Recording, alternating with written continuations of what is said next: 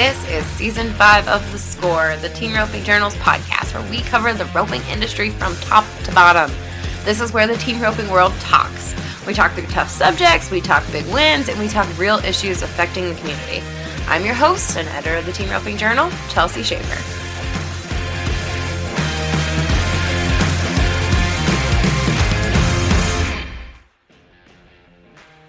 Today's episode is brought to you by Farnham. I'm going to tell you more about them at the commercial break, but just know it is fly season, and today's commercial is going to be all about fighting bugs.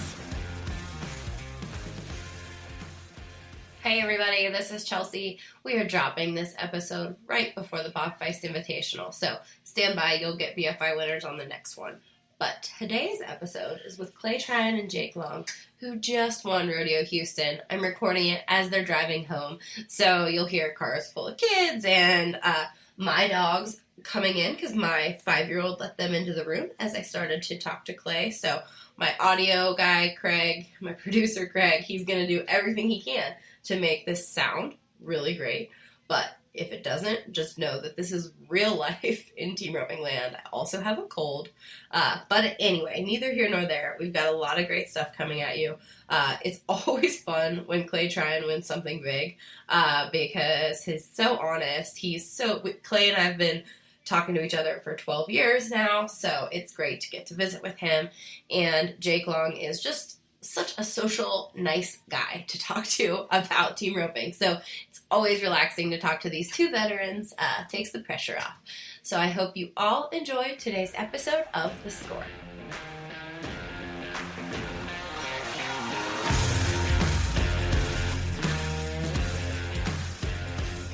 Hey, Clay. Are you still in Houston? No, I'm halfway home, probably. This was kind of a wild day. You had a big jackpot this morning. Was that just yesterday? That was yesterday. Gotcha. Yeah. So how much did you win at the Crawfish Open? 7,600. 7,600. Awesome. And do you and Junior rope as second partners a lot? We rope as third partners. Third partners. Gotcha. Yeah. Gotcha. Okay, talk me through your week at Houston. When were you guys up in? What set were you up in? I think we were in the fourth set. We won the last round, so we advanced. And I think I went home. I think roped a little bit, practiced, and then went down there, made it back in the semis. We split second, third. Then I drove to the Crawfish Friday because we didn't have nowhere to go. Mm-hmm. And then back over here today, and that was my week. Do you have? I mean, the crossfire thing was hard.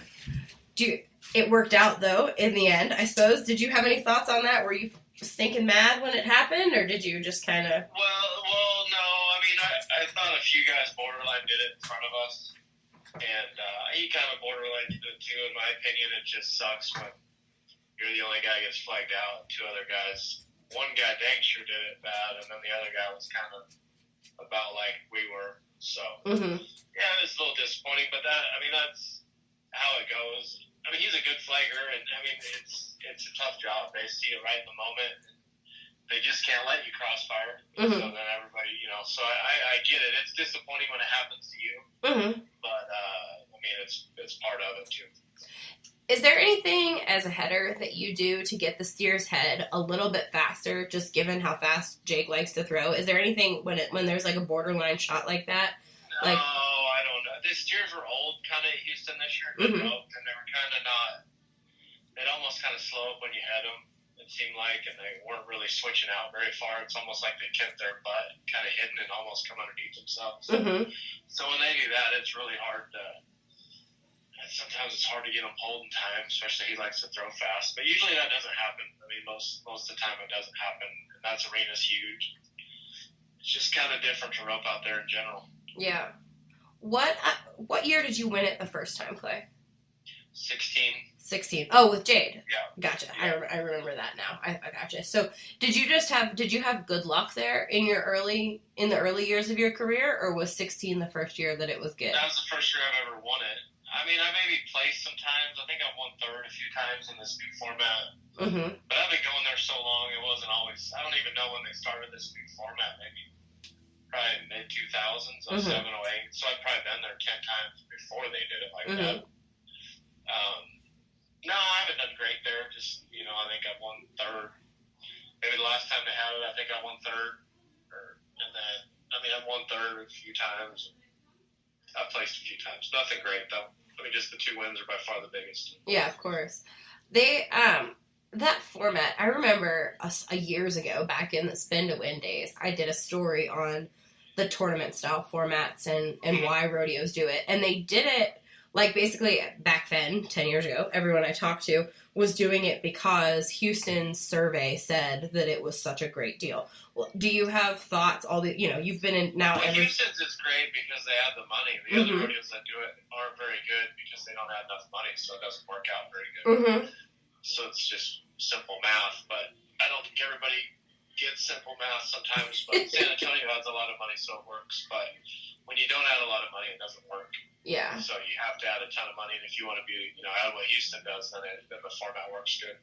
And it's tough because it's not like you can dislike the format and not go. Like, you went to rodeos like you went to the other rodeos like Denver, right? That had a tournament style format. Denver's not terrible because they don't front load it. It's not a bad, I think I won Denver 2 years in a row, or I won second in Denver in maybe 19, and then 20 I won, split it or whatever, and we won about the same amount of money as I did the time before. Sure. Gotcha. I made it all the way through. We placed a little bit. And we won so Denver's about the same as it was before. It's a different way of doing it. I don't mind Denver's format. I don't like sometimes rodeos, I don't know, don't pay much, and then all of a sudden one guy wins a bunch at the end. Houston lets you win quite a bit each night, going against 8 guys, which is pretty easy, but yeah. But they put a lot of money. It's a great rodeo. Yeah, absolutely. I remember talking to you at the end of the season last year. You were, not thrilled with how you had roped last year. Does this take some pressure off so you can really kind of have some fun this summer, or are you still going with having fun? Oh, I don't. Yeah, no, I don't know if I'm weird or not, but you are. I want to win the next place I go just sure. As if I had won it. So it doesn't really. It's nice to win. Probably the best rodeo win I've ever had in my life because when I won it the last time, it didn't count for the NFR. So obviously, it's the most money I've ever won that's counted towards the NFR. Yeah. So that's kind of cool. It is the biggest rodeo of the year. I guess the American is just different, but the Houston's cooler because of the format, how you rope it out a little bit more. The American's you show up, you rope, you leave. It's not. Houston's pretty cool format. So other than that, it's the best rodeo besides the NFR. So yeah, anytime you win something that big, it's obviously exciting. But yeah, no, I don't know. No, I like to try to win or do good. I don't like to lose, which I know no one does. But it's just the way I am. I don't care tomorrow if I'm roped for $100, $100,000. I'm gonna try to win. But sure. I might be a little weird about stuff sometimes. It's okay. We're all used to you. You've been around for a while, Clay, so I think everybody's used to your answers about stuff like this. Now, you got on your mare, right? Did you ride her? I only watched today. So did you ride her? I rode her the whole time. And you had switched from her. You didn't like her, or you switched off of her at the Thomas and Mack. Is this obviously way more of her setup? What's... Yeah, that's just more her style than the Thomas and Mack, but I don't know. The Thomas and Mack, though, is different. It's such a short score. Like a lot of horses that people ride there ain't even really that good at other stuff, but they're good there. So it just depends. Some horses are good at both, but it's just a different way of roping there than versus Houston's more like it is during the year. Maybe a little bit longer score than long box but the NFR, we don't do that anytime all year but there. So she's more better at the longer scores. For me personally. You said when you were talking to Boyd after you won that you had to talk Jake into taking that shot. Tell me about what the conversation. Oh, Jake, he gets excited sometimes. He's real aggressive, and I told him that I just kind of know him well enough now that I knew what I was going to do. I was going to run in there and probably let my horse right off and make sure I caught the steer. But when you do that, sometimes you don't pull them very good right away because you're not going very fast. Mm-hmm. And all I tell him to do is make sure I pull the steer before you heel him. Let me get going first. Mm-hmm. And we've been practicing. He's been working on his horse. He said, so like we've been practicing at your house? I said, yeah, like we've been practicing at my house. That's the first time I've ever had a conversation like that before I've run one. But, you know, you want it to have to be a short 4, which that's what I thought was going to have to happen. And then next thing you know, you just got to catch the steer. So your mind frame, you know, you have to change your mindset just immediately.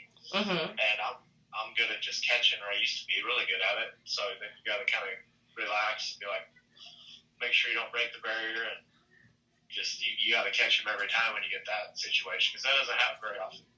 Yeah, like can you tell me what was going on in that round? Like, was it just bad luck that Driggers had, or were the steers old enough that they had some tricks? What was happening? Oh, they were a little tricky. Yeah, I think Jake slipped a leg. I couldn't really see Jade rope.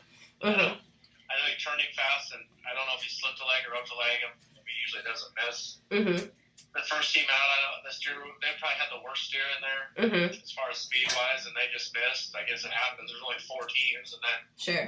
I mean, if you win 50, I mean, it's a big deal. So guys are going to try to take chances, you know, and you don't expect that to happen because I mean, I think 2 of the best teams in the world were in it. I mean, Driggers and Clay Smith, those guys are, you know, unbelievably good. So if you run it over again, they're probably both 4-2. You know what I mean? So that's what you're kind of getting ready for. Advantage to go last. I've been going a lot first in the rodeo, which it worked out. But you kind of, you know, I guess we're just in the right situation to do that. If they had been 4-2 or, you know, 4-5, 4-7, was your game plan going to be to try to be 4-1, or was your game plan going to... I was going to try to beat it because I had a good steer and I knew it. Gotcha. I was try to do it. Gotcha. I had the steer to do it, too. Yeah, for sure. Who had that steer before? I don't know. They were 4-3 on it. He was one of the better ones that I thought. Nice. He was going to give me a chance. Whether a guy could do it or not, he was going to let you have a chance to do it. Yeah. Now tell me, you're one of the guys who've rodeoed through 9/11, through everything that's happened in the world. What are your plans going to change with fuel prices this summer? Any entering plans? What are you thinking? It's going to be a bad answer. I haven't even really thought about it. I've had a lot going on. You know, this is just the last, like I said, I just won it a few hours ago. I don't really know. I mean, I hope they go back down just for everyone's sake. Sure. Not just rodeo people, but just everybody in general, just because it, you know, it affects everyone. So, I don't know. I have no plans right now. I'm just glad I got through this, honestly. And got Austin on Monday. Going to try to do good over there. What about California? Are you California bound? I don't know yet. We haven't decided. Like I said, we would have probably win. I don't know now. I mean, like I said, I got older kids and we got stuff going on. And so sometimes if you can get a break and watch them do stuff, it's cool to get to do that. Yeah, I was going to ask you. I feel like every time we check in, we talk about the boys. They're really great. I mean, they're doing outstanding. Every time I look, they're winning something. So, what's their plan? Well, Tyler got hurt the other day. He got his thumb in the valley, so he's going to be out for quite a while. So we're going to lay off roping for a little while. The other one's playing baseball. I mean, we're going to rope a little at home, but be in the middle one, but... we're going to take a little break for a while. Their numbers were getting so high anyways that we're going to just chill out anyways for a little bit. So, I don't know. Were you there when Tyler got his finger in the dally? Yeah. How was that as a parent? Not good. Yeah. Not good. Gosh, dang. I didn't know that. Yeah. How's he doing? Is he handling it okay? He's doing good, yeah. Good. We got more stuff we got to do. Yeah, for sure. Are they homeschooled, or are they going to that little school in Lipan there? No, they're homeschooled. Gotcha. They're homeschooled, so we do some school and rope quite a bit. Shoot hoops, we do a lot of stuff. Feels like rope goats. They rope a lot, so. Yeah, is Dash roping now quite a bit? He ropes a little bit. He's more into playing basketball. He's pretty good. baseball. He's pretty good. He's pretty good at everything. Having older brothers, quite a bit older than you helps. Makes you a little ahead of the curve on some stuff. And he's pretty athletic, and he tries hard. He goes pretty hard at whatever he does. So he's pretty good at everything. Nice. Very good, sir. Well, I will let you drive safely home from Houston. Thank you, Clay. I appreciate it. It's good to talk to you in the regular season. Yeah. Thanks for having me on. Yeah, absolutely. Bye. All right.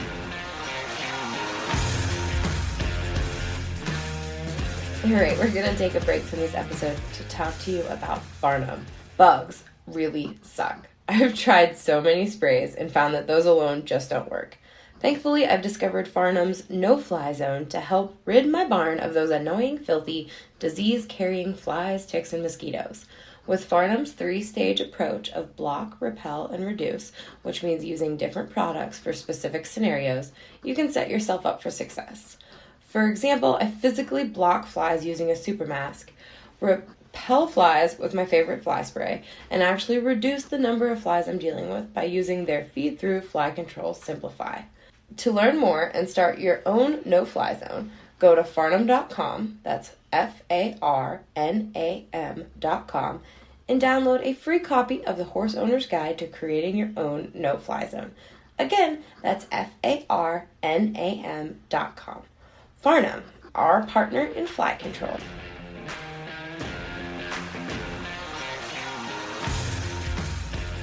Hey, Chelsea. Hey, what are you doing? So, just driving. Are you going the whole way home tonight? How far is it? It's 4.5 hours, so it's not too bad. All right, Jake, I feel like talking to you about this win, I mean, I don't know if anybody else, if you've done a bunch of interviews already, but if anybody else has asked about the not win that happened earlier in the week, because that Facebook loved to talk about your crossfire shot. Does this wipe out the fact that you got called out for a crossfire? Yeah, obviously it worked out. No, that was a tough situation. And, I told somebody really in the long run of it, even after it happened, we would have won second that night. And the way the round was unfolding the next night, we wouldn't have tried to win that fast. So, I probably would have ended up second the second night if we'd have caught. So, it maybe cost us 1,000 in the long run. So, in the grand scheme of things, it's not that big a deal, and obviously it worked out. But at the time, it felt huge because it put us in a spot where we would have had to just place in the last round, and then all of a sudden now we're in a spot where we had to win first. Yeah. And truthfully, the shot probably was a crossfire. And so it wasn't really that I was arguing whether it was or it wasn't a crossfire. I was just more arguing that somebody else got to take the same throw as two teams in front of me. And so, it's a tough spot for Jim Bob. I know, my argument was, if you're going to let him do it, you got to let me do it. And his argument was, he made a mistake by letting him do it, and he didn't want to keep making the same mistake. So, from his point, I see it, and from my point, I see it. So I don't really know who's right in the long run. Yeah. We both feel like we're right, I guess. Yeah, and it's kind of like, is it like live by the sword, die by the sword? Like, are you okay with getting called out for a crossfire, given that sometimes you do like to take that shot? Like, yeah, I think, the guys that get bad for getting flagged out, to me, it's always been that's the risk of taking that throw. If you don't want to get flagged out, then don't throw there. I think that's the major art to healing. I know the big debate nowadays is people want to get rid of the crossfire rule, and everybody thinks that I would be a big proponent for taking it away. I actually am a big proponent for keeping it. I think that's the art of healing. I think that's like riding the perfect start on the head side. To be able to ride a perfect corner and take that throw consistently and not have it be crossfire or not make it look like it's a crossfire. To me, that's what the best healers in the world do. And, the crossfire is actually an easier shot. You can just kind of quit riding your horse and, say you rip over the rail and they're switching, and it's honestly way easier than doing it right. So, but it's also, and I had the holder as far as for the flaggers. And, that was what was tough down there is when he let that shot go by Jake Miner, two teams in front of me. yeah. My brain told me okay, it's game on tonight. It's okay to go ahead and be super aggressive. I was unaware that he thought he made a mistake.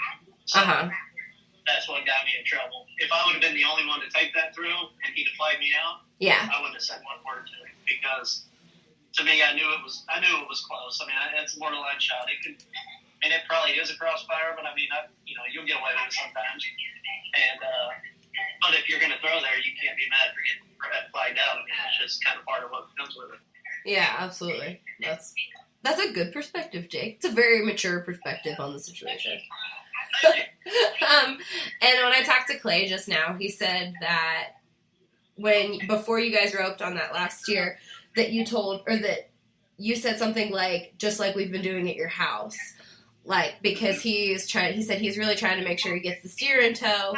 What does that mean to you? What kind of shot were you trying to take? And what have you been working on at the house that translated to that? Well, earlier like at San Antonio, I was having a hard time getting around the steers. I've been maybe giving them a touch too much of a head start. My horse is just a little tight, so we were practicing down there at Barry's house. We were just kind of talking about it, and I've been trying to practice lately on not necessarily freeing my horse up, but like instead of just heeling for myself or heeling aggressive, just taking one or two more swings. So nothing to the point to where he knows you're freeing up, but it does keep you moving through there. And so right before he rode in, he said, hey, give me a second to pull this cow, because he knows obviously I'm super aggressive. Yeah. And he's going to be going for the catch, and he said sometimes that I throw so fast that I don't give him time to actually handle the cow. And so I think he was just basically letting me know, like, he's going to take a second to gather everything. And so then I told him, I said, I'm just going to do exactly like we've been doing in the practice, and I'm just going to, let him square off, get one swing over him, and heal him, just like I'm, kind of freeing my horse up. So it was kind of serendipity, I guess, that we've been working on that. But was that uncomfortable for you? Like, thank God you've been working on it, but did that make you more nervous? Honestly, him saying that gave me a lot of peace, because truthfully, I was a little bit double-minded when I saw Kaleb miss.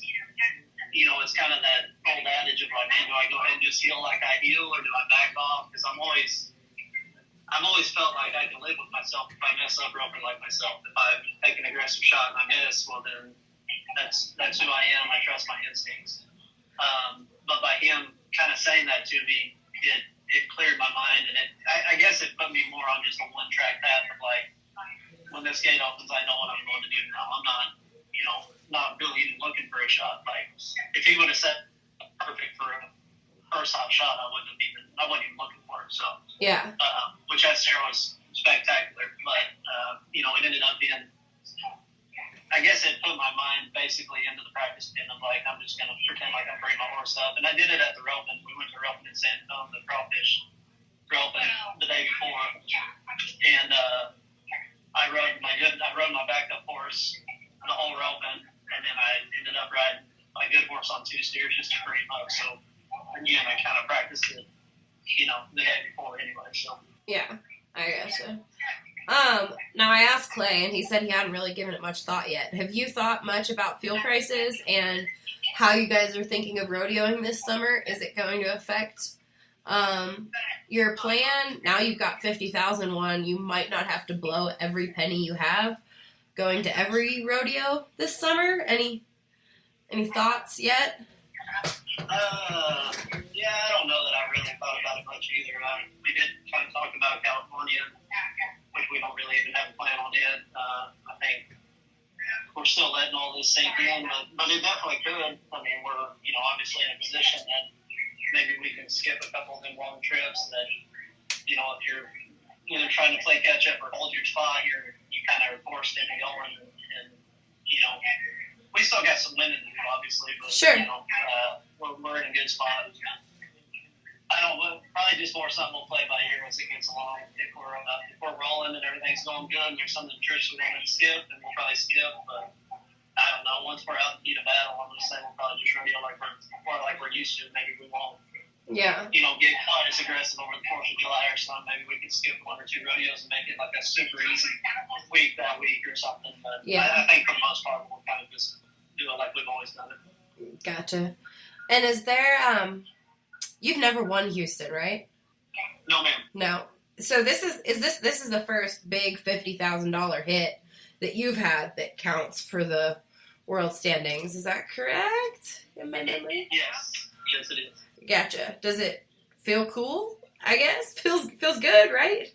Oh yeah. Well, obviously, yeah, it feels awesome. I guess that's what I told my wife. It's such a weird thing because I just told her the other day that it's been a long time since I really won something big, and I was kind of borderline frustrated with myself, and then obviously to win this, and it's almost like it sounds weird for as long as I've done it, but it's almost like it hadn't sunk in yet. Yeah. It's something I've always wanted to do good here. That's the first time I've even had a chance to win it. I've never made the Final Four, been in the top 10 deal, I think, just once. So, I mean, it's been a rodeo that really hadn't been very good to me. So, yeah, it feels amazing, but I don't think it's fully sank in yet. That's awesome. And what's your week look like this week? We go to Austin Monday, and then I know we've got some ropings and stuff coming up this weekend, but I'm not real sure when they are. Gotcha. Alrighty, sir. Well, thank you so much, and congratulations. Thank you. I appreciate it. All right. Talk to you soon. Okay. Bye-bye. Today's episode is brought to you by Farnham and their no-fly zone program. The no-fly zone blocks flies by using a fly mask to create a physical barrier to protect your horse's eyes and face, and depending on where you live and what type of insect pests you're up against, Farnham also offers a super mask style to protect the ears from biting flies, gnats, and those disgusting blood-sucking ticks too. The second part of the Block, Repel, Reduce program is Repel. Farnham has tons of options here to take control of your horse's health. What's your preference? A long-lasting fly spray like Endure, a botanical option like Equisect made with organically grown chrysanthemums, or a spot-on treatment such as Equispot, which is terrific tick repellent? Whatever weapon you choose keeps pests off your horse's body, and you need to use it regularly and read the label so you apply it correctly and get the most bang for your buck. The last step is Reduce, and this part is cool. Farnham has a pelleted product that you feed to your horse to stop flies from forming. All the action takes place in the manure of the horse, and the horse acts just as the mixing vat. An insect growth regulator in Simplify breaks the fly life cycle by preventing larvae from developing into mature adults. It's safe and simple and one of the best ways to reduce unwanted flies for a happier horse and home.